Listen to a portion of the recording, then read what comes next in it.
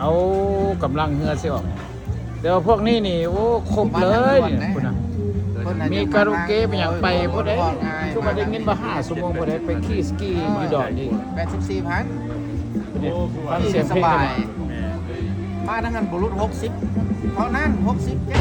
70มันแล้วมันลดหลาย แต่ว่าขามาหันเมาหนึ่ง บั เงิ ด น นี้ เมา ทางสิมา บัตรประจำกรรม ปั่นขึ้น ออกแล้วลำหนึ่งถึงมี3 ลำ ขึ้นทางด่วนไปเลยว่า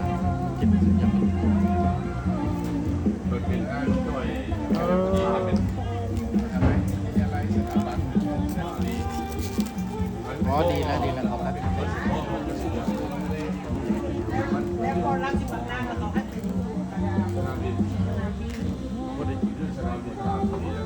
เดี๋ยวนี้มันจะมาได้แต่ว่า ธรรมดามันจะประมาณมันเอามันน้อย ออกลำหนึ่งแล้วยังอีก2 ลำเด้สองเสี่ยวคนนี้โซอนเด้เนาะโซอนเสี่ยวมอนกับเสี่ยวกอกในพวกนี้กันเป็น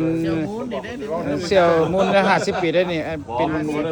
อาจารย์นักแต่งเพลงและเป็นนักร้องพร้อมอีกด้วยได้เนี่ยเสี่ยวกอกเดินทางมาจากอเมริกานี่ดรสายสมรประสอนไส้กับบริหารเนาะสีเกิดคนนี้เนี่ยธรรมดาได้ในภูมิในการโอเค